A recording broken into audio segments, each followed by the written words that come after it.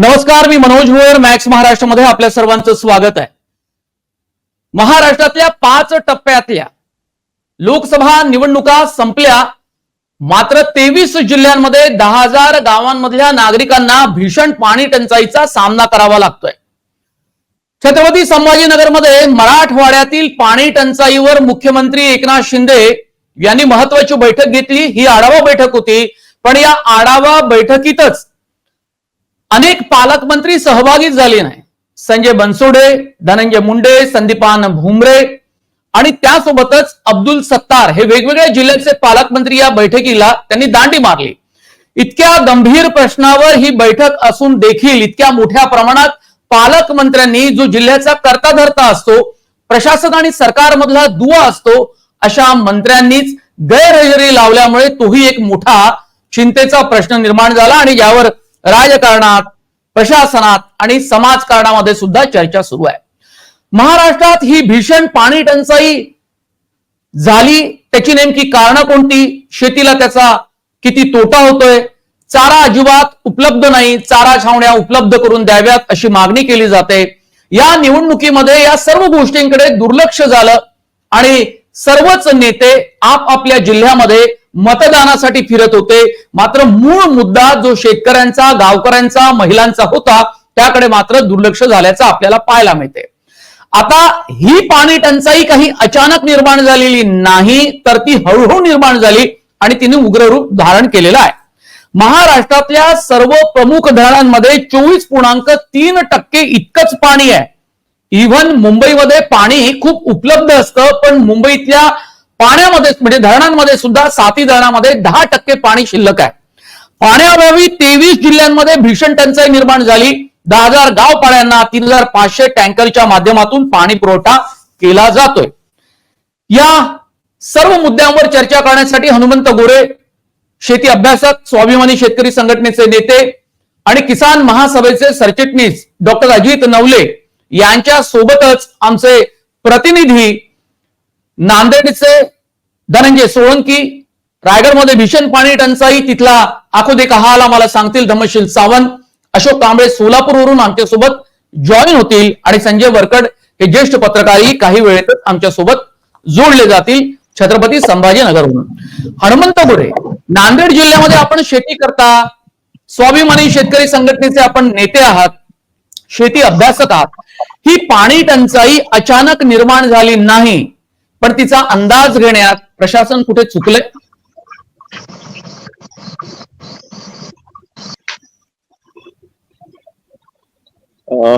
आपण जर पाण्याचा प्रश्नाचा तर नांदेड गोदावरी नदी वाहली गोष्ट आहे, पण नाण्यासाठी एकमेव गोदावरी धरण म्हणजे गोदावरीवर जे काही छोटा बॅरेज बांधलेला विष्णुपुरी बॅरेज, त्या एका बॅरेजवरच आजपर्यंत प्रशासन अवलंबून आहे. त्याला पर्यायी व्यवस्था आजपर्यंत उभ्या राहिल्या नाही. मागच्या 10-20 वर्षामध्ये जर आपण बघायला गेलं तर जो काही पुढचा 10-20 वर्षाचा दृष्टिकोन असतो आणि शहराची वाढती लोकसंख्या असते, याच्या अनुषंगाने जो काही विचार करायला पाहिजे होता आणि जी काही दूरदृष्टी पाहिजे होती ती इथं कुठल्याही नेत्यामध्ये दिसलेली नाही. योगायोगाने देशाचे माजी गृहमंत्री तथा महाराष्ट्राचे माजी मुख्यमंत्री स्वर्गीय शंकररावजी चव्हाण यांना महाराष्ट्राचे भगीरथ म्हटलं जातं, जनप्रणेते म्हटलं जातं, पण त्यांच्याच नांदेड जिल्ह्यामध्ये त्यांचेच सुपुत्र असलेले माजी मुख्यमंत्री अशोक चव्हाण यांना कुठलीही दूरदृष्टी न ठेवता त्यांनी फक्त गुत्तेदार आणि गुत्तेदारी पोचण्यावर लक्ष दिलं. आज जर पाहायला गेलं तर त्यांच्या मतदारसंघामध्ये जर बघाल तर स्वतः आमदार असलेल्या मतदारसंघात त्यांनी राजीनामा दिलाय आणि राजीनामा दिल्यानंतर इथला जो भोकर मतदारसंघ आहे तो आज पूर्ण वाऱ्यावर सोडलाय. आज भोकर मतदारसंघामध्ये प्यायला पाणी नाहीये. आम्ही कालच आमचे जिल्हाधिकारी आणि श्रीकर परदेशी साहेब यांना पाठपुरावा केल्यामुळे आज कुठेतरी पाणी सुटेल आशा निर्माण झाली. जे काही आमचे नेते होते ते आज परदेश दौऱ्यावर फिरायला लागलेले आहेत. जनता वाऱ्यावर सुटलेली आहे आणि सगळ्यात महत्वाचं म्हणजे बघायला गेलं तर आज नांदेडमध्ये शहराला एकदा पाणी पुरवठा होतो, म्हणजे 5 ते 7 दिवसातून एकदा पाणी पुरवठा होतो. ही जर परिस्थिती बघायला गेली त्यातून एकच लक्षात येतं की ही परिस्थिती काही अचानक उद्भवलेली नाहीये, पण या परिस्थितीला कारणीभूत ठरलेले आहेत इथले नियोजन, इथले नेते, इथल्या नेत्यांची दूरदृष्टी जी काय होती. त्यांनी एवढे पैसे आले, निधी खर्च झाला, पण त्या पैशाचा जो काही व्यवस्थित विनियोग व्हायला पाहिजे होता, शहराची वाढती लोकसंख्या याच्या अनुषंगाने जे काही काम व्हायला पाहिजे होतं ते कुठेही झालेलं दिसत नाहीये. बरोबर. डॉक्टर अजित नवले, ही जी परिस्थिती निर्माण झाली, कारण अहमदनगरमध्ये आपण निळवंडे धरणासंदर्भामध्ये मागे एकदा बोलला होता, याबाबतची उपाययोजना किंवा शास्त्रीय पद्धतीनं पाणी सोडलं गेलं नाही, आणि केवळ मतांसाठी नेत्यांनी पाणी सोडलं असा आरोपही तिथे होत आहे. ही वस्तुस्थिती आहे. मुळात महाराष्ट्रामध्ये दुष्काळ परिस्थिती निर्माण होईल याची कल्पना ज्यावेळी पाऊस कमी झाला त्याच वेळी आलेली होती. आपल्या सर्वांना आठवत आहे की त्यावेळी संबंध महाराष्ट्रामधल्या निम्म्यापेक्षा जास्त परिमंडळामध्ये पर्जन्यवृष्टी कमी झालेली आहे आणि त्यामुळे नंतरच्या काळात दुष्काळाची परिस्थिती तीव्र होईल, पाणी टंचाई निर्माण होईल आणि शेतीचे गंभीर प्रश्न निर्माण होतील याची कल्पना तेव्हाच आलेली होती. जे ड्रॉट मॅन्युअल केंद्र सरकारने जाहीर केलं त्याच्यानुसार सुद्धा त्याच्या पुढे जाऊन सुद्धा काही परिमंडळामध्ये दुष्काळ जाहीर करण्याची नौबत ही राज्य सरकारला आलेली होती. या पार्श्वभूमीवर उपाययोजनांचे दोन अशा प्रकारचे गट करण्याची आवश्यकता होती. एक म्हणजे तातडीनं शेतकऱ्यांचं जे नुकसान झालंय ते भरून देण्यासाठी उपाययोजना, आणि दुसऱ्या पातळीवर पाणी कमी पडेल त्याच्यामध्ये पिण्याचं पाणी आहे, जनावरांना चारा आहे, आणि त्याचबरोबर ग्रामीण आणि शहरी भागामध्ये एकंदरीत पाण्याच्या अभावी ज्या समस्या निर्माण होतील त्याचं निराकरण कसं करणार याच्याबद्दलचा एक रोड मॅप हे खरं तर तेव्हाच तयार करायला पाहिजे होता. परंतु दुर्दैवानं आपण पहा, महाराष्ट्रामध्ये जनतेच्या प्रश्नांच्या ऐवजी एक प्रकारची राजकारणाची जी अत्यंत वेगळी आसुरी भूक राज्यकर्त्यांमध्ये आहे. त्यामुळे पक्ष फोडायचे, सबंधपणाने राजकारणासाठी आपल्या खुर्ची कशी वाचेल यासाठी सबंध नियोजन करायचं आणि जनतेला वाऱ्यावर सोडायचं, अशा प्रकारचा एक फडणवीस पॅटर्न या महाराष्ट्रामध्ये निर्माण झाला आणि त्याचे परिणाम आज सबंध महाराष्ट्र भोगतोय. केवळ ग्रामीण भागातच नव्हे, आपण महाराष्ट्राच्या शहरांचा सुद्धा आढावा घ्या. अनेक शहरांना 5-5, 7-7 दिवसानंतर एकदा पाणी येतंय, पिण्याला पाणी नाहीये. ग्रामीण भागामध्ये सुद्धा, आदिवासी भागामध्ये सुद्धा 7-7, 8-8 किलोमीटर महिला डोक्यावरून पाणी वाहत आहेत. कपडे धुण्यासाठी सुद्धा मोटारसायकलने लोकांना 5-5, 7-7 किलोमीटरवर असणाऱ्या जलोद्भव जिथे आहेत तिथे जावं लागतंय. जनावरांना चारा नाही, पिण्याच्या पाण्याची त्यांची समस्या निर्माण झालेली आहे. जी प्रचंड उष्णतेची लाट देशामध्ये आहे त्याच्यामुळे या दुष्काळाची परिस्थितीची भावना ही अधिक तीव्रपणाने जाणवते आहे. अनेक ठिकाणी ज्या ठिकाणी पाणी साठलं त्याचा दुरुपयोग हा निवडणुकांसाठी करण्यात आला, हे या महाराष्ट्राचं वास्तव आहे. निळवंड्याचा तुम्ही उल्लेख केला, भंडारदऱ्याचा उल्लेख केला. आमच्या अकोले तालुक्यामध्ये दुर्दैवाने सोडलेले पाणी याच्यामध्ये कालच 2 शेतकरी वाहून गेले. त्यांना वाचवण्यासाठी आलेले एनडीआरएफचे जवान, त्यांचा 3 जवानांचा मृत्यू झाला, अजून 2 मृतदेह हे सापडणं बाकी आहे. हा आकडा 7च्या पुढे जाऊ शकतो अशी परिस्थिती आहे. अत्यंत वाईट अवस्था, जलाशयाचं पाणी वाहून नेण्याची जी भूक आहे त्याच्यामुळे निळवंडे आणि भंडारदरा परिसरामध्ये निर्माण झालेली आहे. या राज्याला दुर्दैवानं राजकीय स्वरूपाचा वाली शिल्लक नाही अशी अनागोंदीची परिस्थिती महाराष्ट्रात निर्माण झाल्यामुळे ते दुष्काळाच्या ज्या अत्यंत वाईट झळा आहेत त्या तुम्हाला आम्हाला भोगाव्या लागतायत. ते या महाराष्ट्राचं दुर्दैव आहे. आमच्या प्रतिनिधीकडे जाताना आणखी एक छोटासा प्रश्न माझा तुमच्यासाठी असा आहे की मुख्यमंत्री एकनाथ शिंदे यांनी इलेक्शन कमिशनला म्हणजे निवडणूक आयोगाला एक पत्र लिहिलं आणि आचारसंहिता शिथिल करावी अशी विनंती केली, जेणेकरून पाणी टंचाई दूर करण्यासाठी आणि त्यावर मात करण्यासाठी उपाययोजना सरकारला करता येतील. आपलं अपयश दुसऱ्यावर ढकलण्याचा हा प्रकार आहे. ज्या आपत्कालीन व्यवस्था असतात, पिण्याचं पाणी आहे, आरोग्य आहे, याच्यासाठी कुठेही आचारसंहितेच्या भंगाची गोष्ट असत नाही. तुम्ही ज्यावेळी मतदारांना प्रभावित करता आणि त्या जोगे मतदानावर काही परिणाम होणार असेल तरच आचारसंहितेचा मुद्दा येतो. जवान वाहून जात आहेत पाण्याच्या याच्यामध्ये, त्यांना वाचवण्यासाठी, पाणी बंद करण्यासाठी कुठे आचारसंहिता येईल? जनावरांना चारा नाही, शेतकऱ्यांना पाणी नाही, प्यायला पाणी उपलब्ध नाही. त्यासाठी उपाययोजना करणं खरं तर प्रशासनाचं कर्तव्य आहे, सरकारचं कर्तव्य आहे, आणि ते कर्तव्य पाळलं नाही तर एक प्रकारच्या नीतिमत्तेचा भंग होतो. आचारसंहिता भंगाचा हा प्रश्न येत नाही. परंतु जनतेला असं भासवायचं की आम्ही फार तत्पर आहोत, आम्ही जागरूक आहोत, सक्षम आहोत, केवळ आचारसंहिता असल्यामुळे काही गोंधळ झालेला आहे. मला असं वाटतं जनता दूधखोरी नाही, जनतेला बरोबर समजतं सरकारचं अपयश झाकण्याचा हा प्रयत्न आहे. आचारसंहितेचा याच्यामध्ये कोणताही मुद्दा येत नाही. रायगडमध्ये आदिवासी भागामध्ये भीषण पाणी टंचाईचा सामना आदिवासींना करावा लागतोय. धम्मशील सावंत आमचे रायगडचे प्रतिनिधी आपल्यासोबत जोडले गेले आहेत. धम्मशील सांगा. निश्चितच आपण बघतोय की रायगड जिल्ह्यामध्ये पाणी टंचाईच्या ज्या झळा आहेत किंवा संकट आहे हे मागील कित्येक वर्षापासून रायगडकर अनुभवतायत. यामध्ये सर्वाधिक जास्त पाणी टंचाईचं भीषण वास्तवातून जर कोण जात असतील तर ते आदिवासी बांधव आहेत, ठाकूरवाड्यातील बांधव आहेत किंवा धनगर समाज बांधव आहेत, जे शहरी भागापासून 10 किलोमीटर 8 किलोमीटरच्या अंतरावर डोंगराळ भागामध्ये राहतात. आज जर आपण बघितलं तर रायगड जिल्ह्यामध्ये आणि कोकणामध्ये सर्वाधिक जास्त पर्जन्यवृष्टी होते, तरी देखील इथं पाणी टंचाईच्या झळा नागरिकांना का सोसाव्या लागतात? तर याची मुख्य कारणं आहेत की पाणी भरपूर प्रमाणामध्ये उपलब्ध आहेत.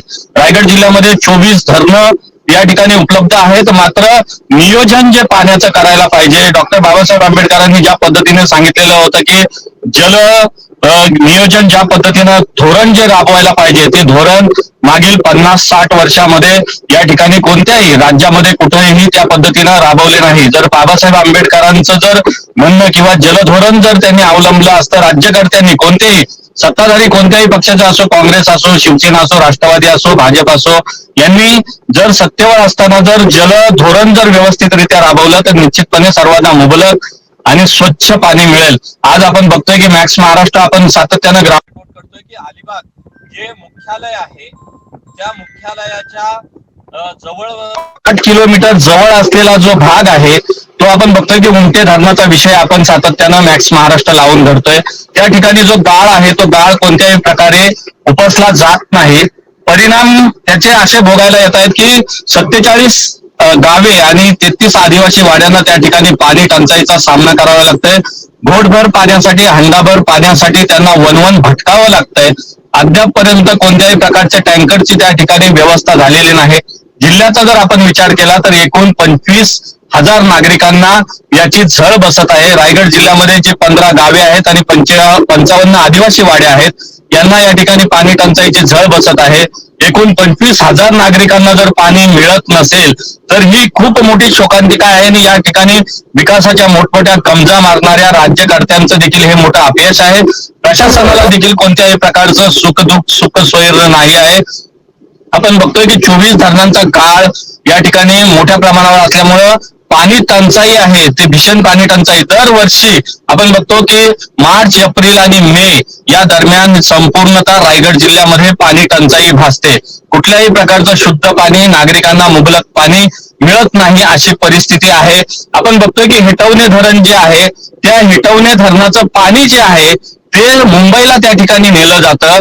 मात्र हेटवणे धरणाच्या क्षेत्रालगतच्या जी अनेक गावं आहेत, 30-35 गावे आहेत, खारेपाट विभाग आहे, यामध्ये वडाव असेल, वाशी असेल, शिर्की असेल, या गावांना त्या ठिकाणी पाणी मिळत नाही. तेथील पाण्याचा वास येतो. विशेष म्हणजे पावसाचं पाणी साठवून त्यांना 10 लिटर पाणी, 10,000 लिटर पाणी त्या ठिकाणी साठवून ठेवावं लागतं. असे नियोजन त्यांना प्रत्येकाला करावं लागतं. ही खूप मोठी शोकांतिका आहे. कारण की अलिबाग आहे, अलिबाग मधले रेवस आहे, त्या रेवसला देखील खूप मोठ्या प्रमाणावर त्या ठिकाणी पाणी टंचाईच्या झळा बसतात. अशा पद्धतीचं पाणी टंचाईचं भीषण वास्तव रायगडमध्ये आहे. सागर, धनंजय सोळंके नांदेडचे आमचे प्रतिनिधी, मराठवाड्याचं राजकारण, समाजकारण सातत्यानं पाहत आले आणि ते अत्यंत संवेदनशीलतेनं ते टिपतात सुद्धा. कारण ज्या पद्धतीनं जनतेचा जाहीरनामा त्यांनी त्या मराठवाड्यातनं मांडला, त्यात पाणी टंचाईचा मुद्दा, शेतीचे मुद्दे हे अत्यंत महत्वाचे मुद्दे लोकांकडून मांडले गेले, त्यांना बोलतं केलं गेलं होतं. मी सागर गोडे या कार्यक्रमाचा प्रोड्युसर आहे आणि तो त्याला विनंती करेल की धनंजय सोळंके बोलत असताना त्यांनी आमच्याकडे जे दृश्य पाठवले, ज्यातून आपल्याला पाणी टंचाईची भीषणता ही कळू शकेल आपल्या मॅक्स महाराष्ट्राच्या प्रेक्षकांना. तर धनंजय, काय परिस्थिती आहे तिथली आणि टँकरचा गोरखधंदा तुम्हाला कुठे काही दिसतोय का? कारण ज्या वेळेला चारा छावण्याचा मुद्दा असतो त्या वेळेला आपल्याला पाहायला मिळतं की यात फॉडर स्कॅम करणारे सुद्धा खूप मोठ्या प्रमाणात असतात. चारा छावण्याचा घोटाळा करणारे अनेकदा एक्सपोज झालेले आपण पाहतो. ते राजकारण्यांच्या नातेवाईकांशी सुद्धा संबंधित असल्याचं महाराष्ट्रानं यापूर्वी अनेक वेळा दुष्काळात पाहिलंय. नेमकी मराठवाड्यातली, नांदेड मधली परिस्थिती नेमकी काय आहे? सर, अजित नवले सरांनी ज्या पद्धतीनं सांगितलं की ही जी पाणी टंचाईची परिस्थिती ही अचानक उपस्थित झालेलं हे संकट नाहीये. कारण प्रामुख्यानं महसूल प्रशासन, मी महसूल प्रशासन याच्यासाठी म्हणतोय की महसूल प्रशासनाचं काम आहे की पर्जन्यवृष्टी कोणत्या जिल्ह्यात विभागामध्ये किती झाली याची नोंद राज्य सरकारकडे त्या पद्धतीची केली जाते. महसूल विभाग त्याची नोंदणी केलेली असते. दरम्यान 2023-24 या वर्षामध्ये ज्या पद्धतीनं पावसाळ्यामध्ये जी पर्जन्यवृष्टी झाली ती अत्यल्प होती. कारण जी मराठवाड्यातील एकूण 11 जी छोटे मोठे प्रकल्प आहेत त्या प्रकल्पामध्ये जी पाणी साठा आहे तो जवळपास 40 ते 45% हा पाणी साठा होता. प्रत्येक जिल्ह्यामध्ये ज्या पद्धतीनं पर्जन्यवृष्टी व्हायला पाहिजे होती ती पर्जन्यवृष्टी झालेली नव्हती. त्या दृष्टिकोनातून महसूल प्रशासनाकडून अथवा राज्य सरकारकडून जी खबरदारी घ्यायला पाहिजे होती ती खबरदारी मुळातच घेतल्या गेली नाही. कारण प्रशासनाला लोकांच्या पाणी टंचाईचे नियोजन करण्या अगोदर प्रशासनाला आणि राज्यकर्त्यांना या ठिकाणच्या लोकसभेच्या निवडणुकांचं नियोजन करणं याकडे प्रामुख्यानं लक्ष होतं. कारण हे पाहणं सुद्धा तितकंच महत्वाचं असणार आहे. लोकांचे प्रश्न सोडवण्या अगोदर राजकीय नेत्यांना आणि प्रशासनातील अधिकाऱ्यांना या ठिकाणच्या लोकसभा निवडणुकांचं नियोजन करण्यामध्येच त्यांचं सगळं डोकं लागलेलं होतं आणि त्यामुळं या गोष्टीकडे सपशेल दुर्लक्ष करण्यात आलेलं होतं. कारण ही काय अचानक उद्भवणारी परिस्थिती नाहीये. कारण ऑलरेडी ज्या पद्धतीनं मराठवाड्यामध्ये पर्जन्यवृष्टी झालेली होती त्यानुसार हे दिसती गोष्ट होती.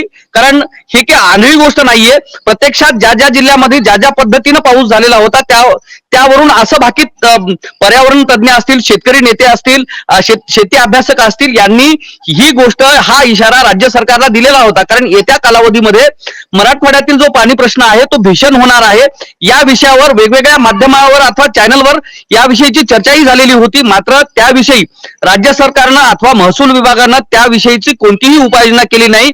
हे भीषण वास्तव या ठिकाणी पाहायला मिळते. आज जर आपण मराठवाड्यातील पुन्हा एकदा येणार आहे धनंजय, आपल्याला ही लांब चर्चा करायची विस्तारानं. प्रत्येक प्रतिनिधीकडे जातो कारण अजित नवले यांना सुद्धा तुमच्या चर्चेतनं जे काही मुद्दे पुढे येत आहेत, जे भीषण वास्तव तुम्ही मांडू पाहताय त्यावर त्यांना बोलायचं सुद्धा आहे. कारण त्यांचा या संबंध विषयावरचा अभ्यास चांगला आहे. मी अशोक कांबळे तुमच्याकडे येतो. सोलापूर मधली परिस्थिती ही काही ठिकाणी अत्यंत भीषण झाल्याच्या बातम्या सातत्यानं येत आहेत. अशोक, काय सोलापूर जिल्ह्यातली परिस्थिती आहे? सर एक विषय घ्यायचा राहिला मला त्याच्यामध्ये. एक मिनिट, आम्ही तुमच्याकडे येतो आहे, प्रत्येक प्रतिनिधीकडे जातो आणि नंतर पुन्हा तुमच्याकडे येणारच आहे, त्यावेळेला तो मुद्दा मांडा. अशोक कांबळे, माझा आवाज येतोय तुम्हाला? येतोय सर, येतोय सर. सोलापूर जिल्हा हा कमी पर्जन्याचा जिल्हा मानला जातो. परंतु असं असलं तरी गेल्या काही वर्षापासून या सोलापूर जिल्ह्यात ऊस शेती मोठ्या प्रमाणात केली जाते. तसंच महाराष्ट्रातील सर्वात जास्त साखर कारखाने हे सोलापूर जिल्ह्यात आहेत आणि सोलापूर जिल्ह्याचं जे वरदायनी मानलं जातं ते उजनी धरण होय. परंतु या उजनी धरणाची गेल्या वर्षभरापासून पाणी पातळी खालावत चाललेली आहे. आता तर ते मायनस मध्ये गेलेलं आहे.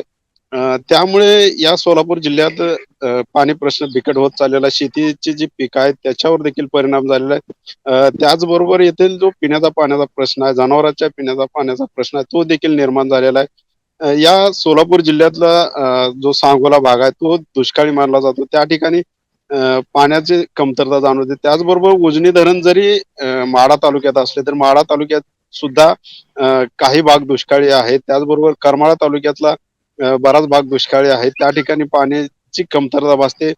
जिल्ह्यात निवडणुकीच्या काळात पाण्याचा प्रश्न ऐरणीवर आला होता. परंतु मतदान असल्यामुळे किंवा निवडणूक असल्यामुळे त्याकडे काही जणांचं लक्ष देखील नव्हतं. महसूल प्रशासन मतदानाच्याच कार्यात होतं, त्या कामात मग्न होतं. त्यामुळे ते देखील इतर पाण्याच्या प्रश्नाकडे दुर्लक्ष करताना दिसले. परंतु आता हळूहळू प्रशासन या बैठका सुरू आहेत. पिण्याच्या पाण्याचा अहवाल घेत आहेत. ज्या विहिरी आहेत त्या ताब्यात घेण्याचा प्रयत्न करत आहेत. तसा त्यांनी अहवाल देखील मागवलेला आहे तालुक्यातून. आणि सर गेल्या अनेक वर्षापासून या जिल्ह्यातल्या सिंचन योजना आहेत त्या रखडलेल्या आहेत.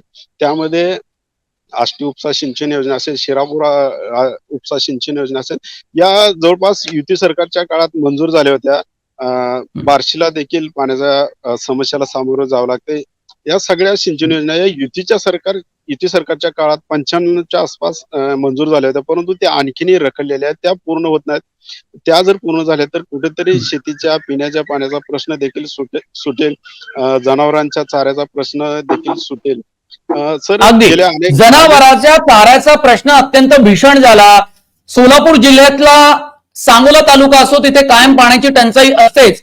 पण पाणी टंचाई हा केवळ एकमेव मुद्दा नाही. शेतीला जो पूरक जोडधंदा आहे तिथे सुद्धा पाण्याचा सगळा दुष्काळ निर्माण झाला आणि त्यामुळे खूप साऱ्या गोष्टी आपल्याला पाहायला मिळत आहेत. म्हणजे 10,000 गावपाड्यांना 3,500 टँकरच्या माध्यमातून पाणी पुरवठा. राज्यामध्ये 24.3% प्रमुख धरणामधील पाणी साठा हा आलेला आहे. 23 जिल्ह्यांमध्ये पाण्याची भीषण टंचाई आहे. त्याचे नेमकी म्हणजे काय काय आपल्याला त्याचे परिणाम पाहायला मिळत आहेत. तर पाणी आणि चारा टंचाईमुळे दूध उत्पादक शेतकरी संकटात आला. मराठवाड्यात पाण्याअभावी ओल्या चाऱ्याचा प्रश्न गंभीर झालाय. चारा छावण्या त्वरित सुरू करण्याची मागणी शेतकऱ्यांनी केली. दुधाला चांगला भाव नसल्यानं शेतकरी पशुधन विकण्यास त्यांनी सुरुवात केली आहे. ही अत्यंत दुःखाची बाब आहे. पुढील 1.5 महिना शेतकऱ्यांसाठी हा अत्यंत कसोटीचा ठरणार आहे. अवकाळी आणि दुसरीकडे दुष्काळ पाणी टंचाई असं दुहेरी संकट राज्यावर आलेलं आहे. शेतातील पिके जगवण्यासाठी बळीराजाची मोठी धडपड सुरू आहे. अनेक गावं आणि खेडी तहानलेली आहेत. टँकरची वाट बघण्यात दिवसच्या दिवस लोकांचा जातो. महिला पायपीट करत पाण्याचा शोध घेतात. हंडाभर पाण्यासाठी कैक किलोमीटरची पायपीट ही महिलांना करावी लागते आणि शाळेतनं सुट्टी लागली उन्हाळ्याची तरी सुद्धा मुलांना आईच्या मागं किंवा स्वतंत्र सुद्धा मुलं पाण्याच्या शोधामध्ये जातात. आता तुम्ही इतके सगळे वेगवेगळ्या जिल्ह्यातले रिपोर्ट पाहिले अजित नवले तर तुम्हाला साधारणतः लक्षात येईल की महाराष्ट्रातल्या कोणकोणत्या जिल्ह्यामध्ये पाणी टंचाई आहे आणि प्रशासनानं उदासीनता किती दाखवली आणि निवडणुकीमध्ये दंग झालेल्या नेत्यांना ही सगळी पाणी टंचाई वेगवेगळ्या जिल्ह्यातली त्यांच्या जिल्ह्यातली किंवा पालकमंत्री या नात्यानं सुद्धा त्यांना आपल्या जिल्ह्यातली पाणी टंचाई तिथला दुष्काळ कुठेही दिसला नाही. अजित नवले ही वस्तुस्थिती आहे. सर्वजण निवडणुकीच्या एक प्रकारे निवडणूक फिवर इलेक्शन फिवर जो असतो त्याचे शिकार झालेले आपल्याला दिसत आहेत. आणि आता तुम्ही मगाशी सांगितल्याप्रमाणे माननीय मुख्यमंत्र्यांनी ज्यावेळी आढावा बैठक बोलवली तेही मराठवाड्यासारख्या विभागाच्या प्रमुख ठिकाणी बोलवली त्यावेळी हे सगळे मंत्री संत्री हे गायब झालेले दिसले. ते मला वाटतं निवडणुकीचा जो एक प्रकारचा श्रम आहे त्यांनी केलेला त्याचा श्रम परिहार करण्यासाठी आता विश्रांतीच्या ठिकाणी गेलेले दिसत आहेत. महाराष्ट्र निवडणुकीत वाऱ्यावर सोडला, निवडणुकीनंतर सुद्धा तो वाऱ्यावर सोडायचा अशा मनस्थितीमध्ये ते गेलेले आहे. हे असं का होतं? इतकी वाईट परिस्थिती महाराष्ट्रात असताना राज्यकर्ते अशा प्रकारे कसे वागू शकतात? त्याचं मुख्य कारण म्हणून साहेब आपण जर पाहिलं तर लोकांचा जो संघर्षाचा वचक आहे तो कुठेतरी जनतेचा कमी झालेला आपल्याला दिसतो आहे. आपण बघा या संबंध काळामध्ये आम्ही शेतकरी संघटनांचे कार्यकर्ते, किसान सभेचे कार्यकर्ते ज्यावेळी ह्या प्रश्नांकडे निवडणुकीच्या अगोदर जनतेचं लक्ष, राज्यकर्त्यांचं लक्ष वेधत होतो तेव्हा महाराष्ट्रामध्ये कुणालाही याच्याकडे लक्ष द्यायला वेळ नव्हता. प्रत्येक जण जातीच्या आणि धर्मांच्या लढाईमध्ये स्वतःला झोकून देताना आपण पाहत होतो. अस्मितांची वादळ किती धडकत होती. सर्वत्र मराठा आंदोलन, ओबीसी आंदोलन, धनगर आंदोलन, आदिवासी आंदोलन या सगळ्या जातीय अस्मितांच्या आंदोलनांमध्ये सबंध जनता गुंग करून ठेवण्यात आलेली होती. आणि बुनियादी जे प्रश्न आहेत शेतीचे, पाण्याचे, दुष्काळाचे, रोजगाराचे, शिक्षणाचे तर याच्यावर जो वचक जनतेचा पाहिजे तो कुठेतरी कमी झालेला आपल्याला दिसतोय.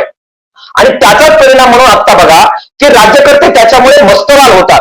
राज्यकर्त्यांना जनतेचा धाक वाटत नाही आणि आपण कसंही वागलो तरी धर्म आणि जातीची आपोची गोळी एकदा दिली की आपलं सगळं सुरळीत चालेल या मस्तीमध्ये ते जातात. निवडणुका झाल्यानंतर एक प्रकारचा वचक आणि धाक जर जनतेच्या एकजुटीचा असता तर कुणीही परदेशात जाण्याची हिंमत दाखवली नसती. आणि जे राज्यकर्ते असं वागू पाहतायत जनतेमध्ये एकजूट असती तर मला खात्री आहे की त्यांच्या घरावर प्रचंड ताकदीनं मोर्चे निघाले असते. आणि रोजगार हमीच्या कामाचं काय, पिण्याच्या पाण्याचं काय, जनावरांच्या छावण्यांचं काय, जनावरांच्या चाऱ्याचं काय अशा प्रकारचे मूलभूत प्रश्न हे जनतेने विचारले असते. आमची तुमची जबाबदारी ही आहे. आज मॅक्स महाराष्ट्राचं मी अभिनंदन करतो. इतर सर्व प्रमुख चॅनल्स ज्या प्रकारे आज अजेंडा घेऊन जात आहेत त्याच्यापेक्षा वेगळा मूलभूत अशा प्रकारचा अजेंडा मॅक्स महाराष्ट्र घेऊन जातं. आणि ते इतर ठिकाणी ज्यावेळेस अंदाज बांधले जात आहेत निवडणुकांचे, कुणाची सत्ता येईल याच्यावर मोठ्या प्रमाणामध्ये चराट गाळत चर्चा केली जाते. त्यावेळी सुद्धा एकीकडे मॅक्स महाराष्ट्र या जनतेच्या मूलभूत प्रश्नाकडे लक्ष देते. याबद्दल मला तुमचं अभिनंदन करायचंय. मला जनतेला सुद्धा आवाहन करायचंय की अशा परिस्थितीमध्ये जेव्हा राज्यकर्ते मस्तवाल होतात त्यावेळी चळवळीशिवाय, संघर्षाशिवाय पर्याय राहत नाही.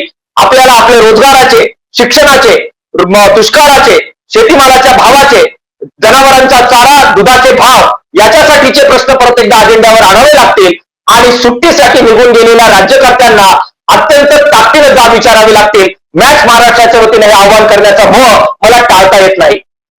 खूप धन्यवाद. अत्यंत जीवन मरणाचा प्रश्न निर्माण झाला असताना राज्यकर्त्यांची उदासीनता ही अत्यंत वेदनादायी, दुःख देणारी आहे आणि तमाम जनतेनं आवाहनानुसार मतदान केल्यानंतर राज्यकर्त्यांना आपल्या कर्तव्याचं भान असणं सुद्धा तितकंच महत्वाचं आहे. हरिदास तावडे बीड मधनं जोडले गेलेले आहेत. अजित नवलेजी, आपण त्यांच्याकडूनही ऐकूया, कारण बीड जिल्हा तर तसाही पाणी टंचाई आणि दुष्काळासाठी ओळखला जातो. तिथं रेल्वेच्या वॅगननं पाणी आणलं जातं. अनेकदा तीच परिस्थिती निर्माण होते. हरिदास, काय आताची नेमकी परिस्थिती आहे? किती तालुक्यामध्ये दुष्काळ आहे? काय उपाययोजना होत आहे? टँकरचा गोरखधंदा सुद्धा अनेक जिल्ह्यांमध्ये आपल्याला ऐकायला मिळतो, कानी पडतो. काय नेमकी परिस्थिती आहे तिथली? सर, महत्वाचा विषय म्हणजे बीड जिल्हा म्हटलं की दुष्काळी जिल्हा म्हणून संपूर्ण महाराष्ट्रामध्ये याची ओळख आहे. आणि विशेष म्हणजे सांगायचं झालं तर आपण निवडणुका संपल्याबरोबरच आपण पाण्याची जी मोठी बातमी केली होती की प्रत्येक गावागावामध्ये जी पाण्याची टंचाई आहे, जी भीषण टंचाई आहे, या ठिकाणी ती दाखवण्याचा मी या ठिकाणी प्रयत्न केला होता. गावामध्ये वाड्यावर, वस्तीवर जे पाणी पुरवलं जातं, हे पाणी एखाद्या तलावातून ते आणलं जातं, मात्र ते पिण्यायोग्य पाणी नाहीये. दुसरा विषय असा आहे की या ठिकाणी जे पालकमंत्री आहेत यांनी मुख्यमंत्र्यांच्या जी बैठक होती त्या बैठकीला सुद्धा दांडी मारल्याचं आपण या ठिकाणी पाहिलेलं आहे. आणि विशेष म्हणजे ग्रामीण भागामध्ये जवळपास 6 ते 7 लाख लोक पाण्याच्या जे टँकर आहेत टँकरवर त्यांची ताण भागवली जाते. आणि विशेष म्हणजे बीड जिल्ह्यात जे 143 प्रकल्प आहेत, या 143 प्रकल्पातील जी पाण्याची पातळी आहे ती अत्यंत खालावली आहे. त्यामुळे बीड जिल्ह्यात अत्यंत भीषण पाणी टंचाई या ठिकाणी पाहायला मिळते. ग्रामीण भागातील जी जनता आहे ती अत्यंत अडचणीत आहे. या ठिकाणी ज्यावेळी ही पाणी टंचाई एक दिवसाची नाहीये, कारण गेली अनेक वर्ष आपण पाहतो राज्य शासनाने असेल किंवा केंद्र शासनाने असेल विविध योजनांचा या पाणी माती अडवा पाणी जिरवा पाणलोट सारख्या योजना देखील या जिल्ह्यामध्ये आणल्या, राज्यामध्ये आणल्या, मात्र त्या व्यवस्थित त्या कागदावर राबवल्या गेल्याचं आपण चित्र देखील पाहिलंय. त्याचबरोबर जलयुक्त शिवार सारखी योजना, महत्वाकांक्षी योजना, ही योजना देखील याच बीड जिल्ह्यामध्ये अनेक ठिकाणी राबवली गेली, मात्र त्याच्यामध्ये देखील भ्रष्टाचार झाल्याचं आपण पाहिलेलं आहे. मात्र पाण्यासाठी वणवण करणारी जी नागरिक आहेत त्यांच्या वेदना समजून घ्यायला कुणालाही वेळ नाही. निवडणुका संपल्या, प्रशासनाला मात्र कुठेही त्याचं भान राहिलं नाही. टँकर आम्ही दिलेला आहे, टँकरच्या माध्यमातून ग्रामीण भागातील जी जनता आहे यांना पाणी पुरवठा आम्ही करतो असं देखील जिल्हाधिकारी असतील हे सांगतायत.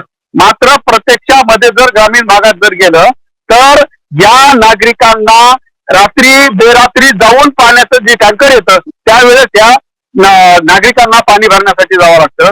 आणि विशेष म्हणजे जी धरणं आहेत या धरणांनी मात्र मृत साठ्यापर्यंत पाण्याची पातळी गाठलेली आहे. पाण्याच्या पातळीचा जर विचार करायचा झाला तर बीड जिल्ह्यामध्ये सर्वात मोठं धरण म्हणून माझा बॅकवॉटर त्याचं पाणी जे आहे ते बीड जिल्ह्यातल्या अनेक गावांना पुरवलं जातं. जायकवाडीतून सोडलेलं जे पाणी आहे ते बीड जिल्ह्याला बीडसाठी पुरवलं जातं. माजलगावच्या धरणातून बीड शहराला येतं. अनेक गावं याच माजलगाव धरणातून पाणी पुरवलं जातं. आणि शेतीच्या पाण्यासाठी तर आता अक्षरशः ग्रामीण भागामध्ये कुठलंही हिरवळ शेत या ठिकाणी पाहायला मिळणार नाही. जर काही जो भाग वगळता माजलगाव असेल, गेवराई असेल, जो गोदापट्टा आहे याच भागामध्ये थोड्याफार प्रमाणामध्ये जी ऊसाची शेती केली जाते त्या ठिकाणी पाणी या ठिकाणी ज्या शेतकऱ्यांकडे आहे, ज्यांनी साठवलं गेलेलं पाणी आहे ते पाणी त्याचा वापर करून आपली शेती, जे ऊस असेल, भाजीपाला पिकं असेल, हे याच्यावर भागवलं जातं. आणि विशेष म्हणजे जिल्ह्याच्या नियोजनामध्ये कुठलाही आढावा कुठल्याही प्रतिनिधीला या ठिकाणी बोलवलं जात नाही. आणि विशेष म्हणजे ज्या वेळी जे पाण्यावर लोक या ठिकाणी काम करतात त्यांना नियोजन बैठकीला बोलवलं जात नाही.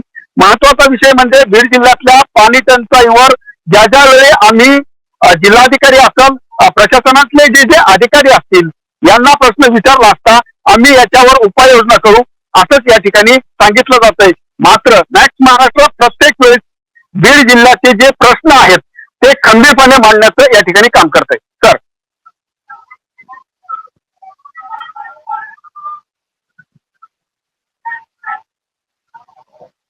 आवाज येत नाही सर आला. एक लॅकुना आपल्याला पाहायला मिळतो. म्हणजे साधारणतः निवडणुकांच्या पूर्वीचा सुद्धा काळ होता, त्यावेळी असं बोललं जायचं की उन्हाळ्याचे दिवस आहे, पाणी टंचाईच्या झळा अनेकांना सोसाव्या लागू शकतात. म्हणजे निवडणुका जर उन्हाळ्यात नसतील तर पाणी टंचाईच्या बातम्या सालोनसाल आपल्याला ऐकायला मिळतात, पाहायला मिळतात. मी माझे प्रोड्युसर सागर घोडे यांना विनंती करतो की त्यांनी पुन्हा एकदा नांदेड जिल्ह्यामधल्या भीषण पाणी टंचाईचे दृश्य आवर्जून दाखवायला पाहिजे, जेणेकरून प्रेक्षकांना सुद्धा आपल्या सगळ्या या ताज्या बातमीसहित ही दृश्य दिसू शकेल आणि तुम्हाला कळू शकेल की इथली नेमकी परिस्थिती काय आहे. धनंजय, तुझा राहून गेलेला एक मुद्दा होता जो तुला सांगायचा होता, तो आता सांगू शकशील आणि त्यानंतर अजित नवले यांच्याकडे मी जातो. धनंजय.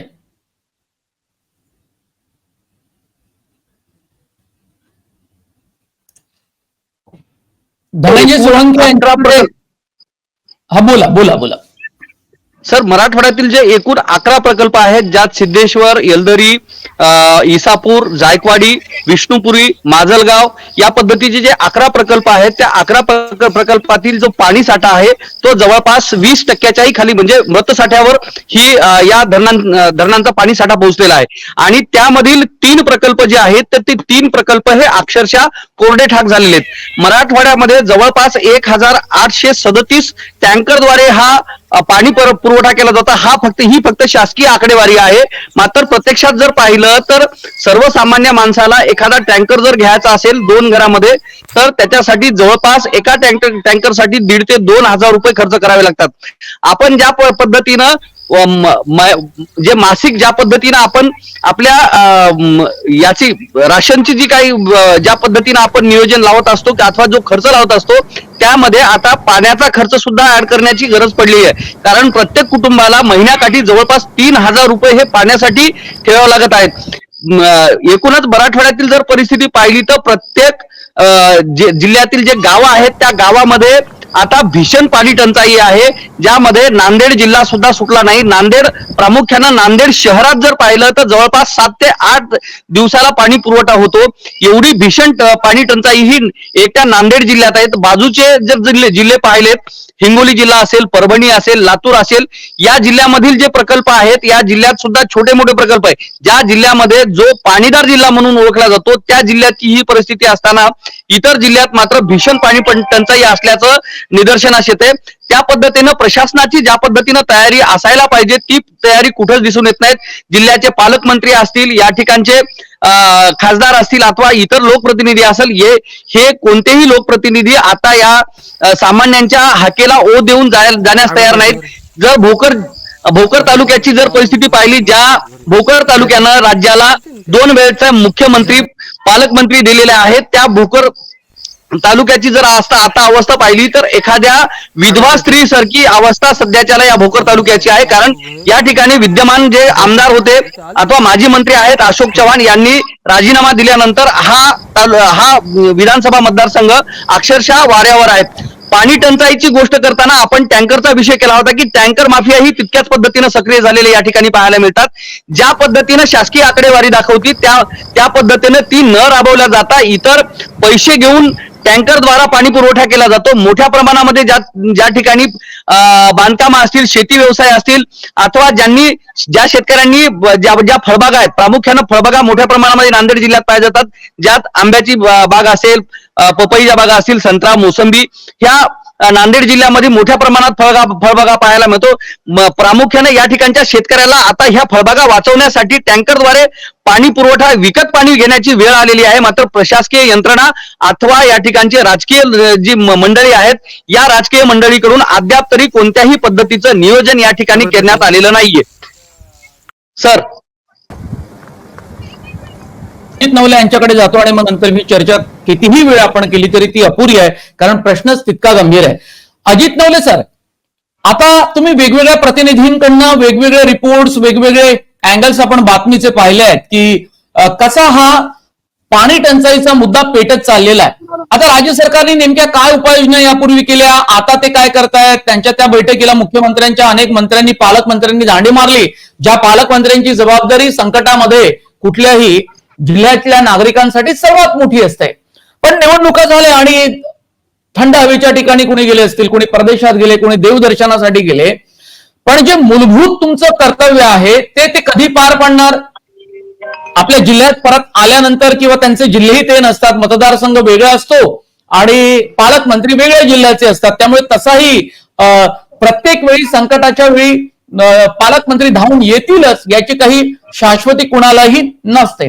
आता साधारणतः तुम्ही राज्य सरकारसाठी काही जर उपाययोजना सुचवल्या किंवा त्यांना काही सूचना तुम्हाला द्यायच्या असल्या तर तुम्ही नेमक्या काय देऊ शकाल? सर, राज्य सरकारनं प्रथमतः शेतकऱ्यांच्या ज्या फळबागा असतील अथवा पिकं असतील ते वाचवण्याची गरज आहे. कारण एका फळबागेसाठी एक झाड जर फळात आणायचं असेल तर किमान त्या शेतकऱ्याला 5 वर्षाचा अवधी, हा त्याची मेहनत, त्याचा पैसा, त्याच्या कुटुंबाची मेहनत ही त्या ठिकाणी व्यतीत करावी लागते आणि मुलाबाळासारखं त्या झाडाची वाढ करावी लागत असते. प्रामुख्यानं फळबागांचा विषय हा फार महत्वाचा आहे, कारण त्या शेतकऱ्याला सुरुवातीच्या 5 वर्षाच्या कालावधीमध्ये त्याच्यातून काहीही प्रॉफिट न होता शेतकऱ्याला ती फळबाग वाढवावं लागते आणि त्यानंतर त्याला त्याच्यातून उत्पादन होत असते. मात्र ज्या वेळेस फळबागा ह्या फळात येण्याची वेळ आलेली आहे, एकीकडं निसर्गाचं जे संकट आहे, अवकाळी पाऊस आहे, अतिवृष्टी आहे आणि दुसरीकडे हे जे जलसंकट निर्माण झालेलं आहे, त्यामुळं ह्या फळबागा अक्षरशः जळून जाण्याची वेळ आलेली आहे. आणि अशा परिस्थितीमधून मध्ये प्रशासनाकडून जे आवर्तन आहेत, ती जी काही मृतसाठा अथवा शिल्लक जे पाणी ठेवलेलं आहे ते आवर्तनं वाढवून त्याचं व्यवस्थित नियोजन करणं गरजेचं आहे. ज्या पद्धतीनं नियोजन बैठका होतात, त्या नियोजन बैठकांमध्ये फक्त आकडेवारी घेतल्या जाते, त्यामध्ये फक्त नोंदी घेतल्या जातात, मात्र प्रत्यक्षात ह्या नोंदी, कागदावरच्या नोंदी ह्या प्रत्यक्षात उतरल्या जात नाहीत. हे मात्र या गोष्टीचं दुर्दैव आहे. अगदी खूप धन्यवाद डॉक्टर अजित नवले, किसान महासभेचे सरचिटणीस, त्यासोबतच हेमंत गोरे आम्हाला जोडले गेले होते, हनुमंत गोरे शेतकरी संघटने, स्वाभिमानी शेतकरी संघटनेचे नेते आणि शेती अभ्यासक, याशिवाय धनंजय सोळंके आमचे नांदेडचे प्रतिनिधी, रायगडचे प्रतिनिधी धम्मशील सावंत, सोलापूरचे प्रतिनिधी अशोक कांबळे आणि हरिदास तावरे हे बीडचे प्रतिनिधी, त्यांनी तिथली भीषण परिस्थिती ही मॅक्स महाराष्ट्राच्या प्रेक्षकांपर्यंत पोहोचवलेली आहे. या तुमच्या सगळ्यांच्या सोबतीनं महाराष्ट्रातल्या भीषण टंचाईचा आढावा मॅक्स महाराष्ट्रावर आम्हाला घेता आला. निवडणुकीचा निकाल काय असेल याची चिंता राजकीय नेत्यांना लागली आणि लोकांना त्यात चर्चा करण्यात खूपच रस आहे. पण दुसरीकडे महाराष्ट्रामध्ये 23 जिल्ह्यांमध्ये 10,000 गावांमध्ये पाण्यांमध्ये भीषण टंचाईचा सामना आपलेच आई बहीण, वृद्ध नागरिक करतायत आणि त्याची सुद्धा दखल राज्य सरकारनं त्वरेनं घ्यावी, हीच या निमित्तानं राज्य सरकारला कळकळीची विनंती आहे. खूप धन्यवाद. ही चर्चा तुम्हाला कशी वाटली ती कमेंटमध्ये जरूर कळवा आणि तुम्ही जर आमचं मॅक्स महाराष्ट्र हे डिजिटल न्यूज चॅनल सबस्क्राईब केलं नसेल तर ते अवश्य बेल आयकॉनवर बटन दाबून करा. खूप धन्यवाद.